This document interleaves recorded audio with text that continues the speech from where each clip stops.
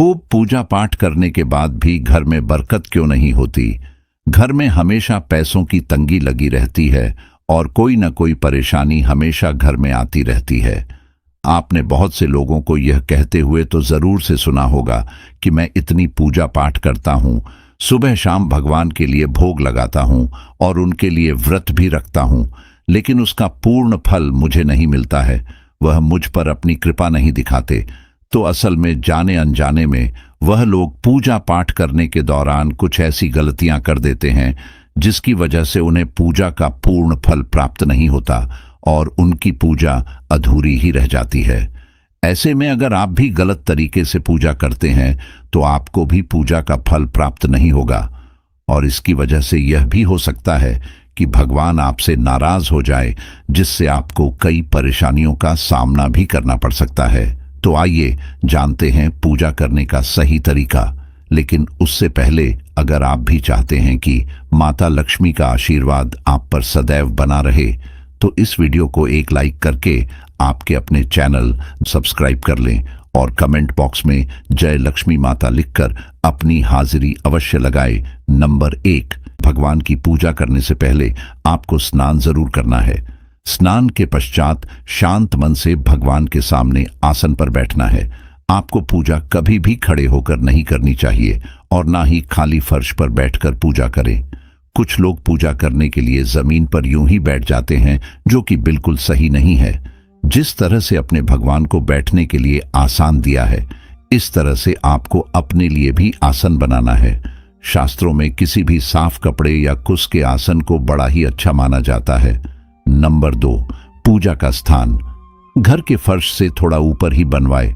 भगवान अतुल्य और श्रेष्ठ होते हैं, इसलिए आप अपनी बराबरी में उनका पूजा घर न बनवाएं। पूजा घर के लिए भगवान को किसी चौकी में या फिर फर्श से ऊंचे स्थान पर स्थापित करें। इसके अलावा पूजा घर में देवी देवताओं की मूर्ति को कभी भी दीवार से सटाकर नहीं रखना चाहिए। पूजा करते समय आपको अपने मुंह को उत्तर या फिर पूर्व दिशा की तरफ ही रखना चाहिए। घर के पूजा घर में या फिर मंदिर में पूजा संपन्न करने के बाद आपको भगवान से जाने अनजाने में की गई अपनी भूल के लिए क्षमा जरूर मांगनी चाहिए। इससे परमात्मा आपसे जाने अनजाने में हुई किसी भी गलती को क्षमा करते हैं और आपको आशीर्वाद देते हैं। नंबर 3, अपने घर के पूजा घर को हमेशा ईशान कोण में ही बनवाना चाहिए।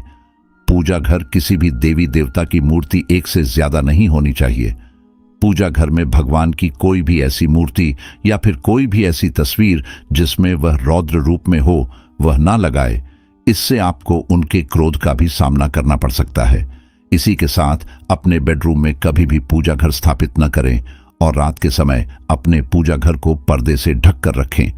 पूजा घर में प्रयोग की जाने वाली सभी चीज जैसे कि घंटी, शंख, प्रसाद के बर्तन, दीपक, शिवलिंग, जनेऊ और भगवान की शालिग्राम को साफ सुथरे कपड़े पर ही रखना चाहिए। ऐसा नहीं करने पर यह पवित्र नहीं रह जाते और हर रोज पूजा करने के बाद भी आपको पूजा का फल प्राप्त नहीं होता। नंबर 4, शास्त्रों के अनुसार अपने पूजा घर या फिर मंदिर में सूर्यास्त के बाद रात के समय पूजा करते हैं तो इस समय ना ही आपको शंख बजाना चाहिए और ना ही घंटी। सूर्यास्त के बाद देवी देवता चयन के लिए चले जाते हैं और ऐसे में उन्हें जगाना सही नहीं माना जाता। इसलिए इस बात का हमेशा ध्यान रखें कि सूर्यास्त के बाद घंटी और शंख न बजाए। नंबर 5, अक्सर कई लोग पूजा करते समय सिर्फ धूप जलाते हैं, लेकिन यह गलत है। किसी भी देवी देवता की पूजा करने से पहले आपको दीपक जरूर जलाना चाहिए। किसी भी पूजा में अग्नि का होना अनिवार्य माना जाता है। ऐसी मान्यता है कि दीपक भगवान के प्रति हमारी भक्ति भाव, हमारे द्वारा चढ़ाया गया प्रसाद, धूप और अन्य कार्य का साक्षी होता है। आजकल ज्यादातर घरों में पूजा के लिए अगरबत्ती का प्रयोग किया जाता है, लेकिन पूजा में अगरबत्ती का इस्तेमाल नहीं करना चाहिए क्योंकि अगरबत्ती में बांस की डंडी का इस्तेमाल किया जाता है। हिंदू शास्त्र में पूजा में बस का इस्तेमाल वर्जित माना गया है, इसलिए हमेशा पूजा में दीपक का इस्तेमाल करना चाहिए। नंबर 6, अपने घर के पूजा घर या फिर मंदिर में कभी भी नग्न मूर्तियां स्थापित न करें। आजकल बाजार में मिलने वाली देवी देवताओं की मूर्ति पर रंगों से कलाकारी करके उस पर वस्त्र बनाए जाते हैं। परंतु आपको इसे ऐसे ही अपने घर के पूजा घर और मंदिर में स्थापित नहीं करना है। दुकान पर देवी देवताओं के वस्त्र भी उपलब्ध होते हैं। माता लक्ष्मी की मूर्ति के लिए आपको बाजार से लाल कलर की चुनरी और देवताओं के लिए बाजार से वस्त्र खरीदकर उन्हें वस्त्र धारण करवाना है। सूर्यदेव गणेश जी, दुर्गा माता शिव जी और विष्णु जी, यह पंचदेव कहलाते हैं। उनकी पूजा सभी कार्यों में अनिवार्य रूप से की जाती है। प्रतिदिन पूजा करते समय आपको इन 5 देवी देवताओं का ध्यान अवश्य करना चाहिए। इससे माता लक्ष्मी की कृपा आप पर बनी रहेगी और आपको आपके जीवन में सुख समृद्धि की प्राप्ति होगी। नंबर 7, आप चाहे किसी भी देवी देवता की पूजा कर रहे हो, लेकिन सबसे पहले आपको भगवान श्री गणेश को ही प्रणाम करना है। किसी भी हवन या फिर किसी भी शुभ कार्य की शुरुआत में भगवान गणेश को प्रणाम करके ही उस चीज की शुरुआत की जाती है। ऐसा माना जाता है कि भगवान गणेश को प्रणाम किए बिना पूजा या फिर कोई भी शुभ काम शुरू करने से उसका पूर्ण रूप से सफल नहीं होता। नंबर 8, बिना सर ढके पूजा नहीं करनी चाहिए। दोस्तों, ऐसी मान्यता है कि बिना अपने सर को ढके हुए पूजा करने से आपको पूजा का पूर्ण फल प्राप्त नहीं होता। पूजा के दौरान सर ढके होने से भगवान के प्रति आपकी श्रद्धा भाव को दर्शाता है। नंबर 9, जब भी आप पूजा करने किसी भी मंदिर में जाते हैं तो आपको मंदिर में जो भी प्रसाद मिलता है उसे मंदिर में नहीं खाना चाहिए। मंदिर में प्रसाद खाने से आप झूठे हो जाते हो, इसीलिए आपको प्रसाद को मंदिर के अंदर कभी नहीं खाना चाहिए। आप प्रसाद को मंदिर के बाहर आकर खा सकते हो। ऐसा करना आपका ईश्वर के प्रति श्रद्धा का प्रतीक होता है। इसी के साथ ध्यान रहे, जब भी आप मंदिर में जाते हैं तो आपको एक बार मंदिर में लगा हुआ घंटा जरूर बजाना चाहिए। घंटा बजाने से मंदिर में भगवान के चरणों में आपकी हाजिरी लग जाती है। घर में पूजा करने के बाद शंख और घंटी को बजाना बहुत ही महत्वपूर्ण माना जाता है। इससे आपके घर में सकारात्मक ऊर्जा का प्रभाव बढ़ता है। नंबर 10, हमेशा इस बात को ध्यान रखें कि कभी भी किसी भी दीपक से किसी दूसरे दीपक को नहीं जलाना चाहिए। शास्त्रों के अनुसार जो भी व्यक्ति एक दीपक से दूसरे दीपक को जलाता है वह रोगी होता है। साथ ही इस बात का भी ध्यान रखें, पूजा में चढ़ाने के फूल को नहाने से पहले ही आपको तोड़ लेना चाहिए। नहाने के बाद फूल तोड़ने पर फूल स्वयं को चढ़ाया हुआ माना जाता है। पूजा पाठ करते समय दीपक, शंख, भगवान की मूर्ति या फिर तस्वीर, सोने के आभूषण और शालिग्राम को कभी भी सीधे जमीन पर यूं ही नहीं रखना चाहिए, इससे यह अपवित्र हो जाते हैं।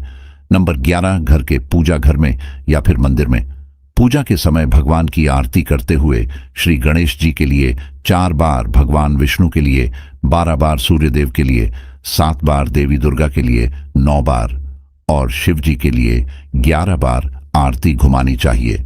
आपको किसी मंत्र का जाप करने के बाद आसन के नीचे की भूमि स्पर्श करके नेत्रों से लगानी चाहिए। इससे आपकी पूजा पूर्ण होती है और आपको शुभ फलों की प्राप्ति होती है। नंबर 12, किसी को भी कोई वस्तु दान दक्षिणा हमेशा दाएं हाथ से देनी चाहिए। एकादशी, अमावस्या और कृष्ण चतुर्थी, पूर्णिमा व्रत तथा श्राद्ध के दिन बाल और दाढ़ी भूलकर भी नहीं कटानी चाहिए। नंबर 13, सभी हिंदू घरों में पूजा पाठ या फिर किसी भी अन्य धार्मिक काम में इस्तेमाल करने के लिए गंगा जल रखा होता है। लेकिन आपको बता दें, आपको अपने घर में गंगा जल, प्लास्टिक की बोतल या फिर किसी भी अन्य अपवित्र धातु के बर्तन जैसे कि एल्यूमिनियम और लोहे से बने हुए बर्तनों में गंगा जल को बिल्कुल भी नहीं रखना चाहिए। गंगा जल को हमेशा तांबे के बर्तन में रखना चाहिए। नंबर 14, अगर आप पूजा करने के लिए मंदिर में जा रहे हैं तो आपको हमेशा घर से लौटे में जल ले जाना चाहिए। कभी भी आपको मंदिर में रखे जल से भगवान का जलाभिषेक नहीं करना चाहिए। इसी के साथ जब भी मंदिर से घर वापस आए तो आपको अपने लोटे को कभी भी खाली घर पर नहीं लाना है। आपको कुछ जल उसमें बचा लेना है या फिर आप भगवान के चरणों में चढ़ाए गए फूलों को लोटे में रखकर घर ला सकते हैं। ऐसा करने से आपके घर में सुख समृद्धि हमेशा बनी रहेगी। दोस्तों, यह तमाम जानकारी जन रुचि को ध्यान में रखकर दी जा रही है। हमारा उद्देश्य किसी की भी भावनाओं को ठेस पहुंचाना नहीं है। इस संदर्भ में हम किसी भी प्रकार का कोई दावा नहीं करते। अगर आज की यह जानकारी पसंद आई हो तो इस वीडियो को एक लाइक करके आपके अपने चैनल सब्सक्राइब कर ले। राधे राधे।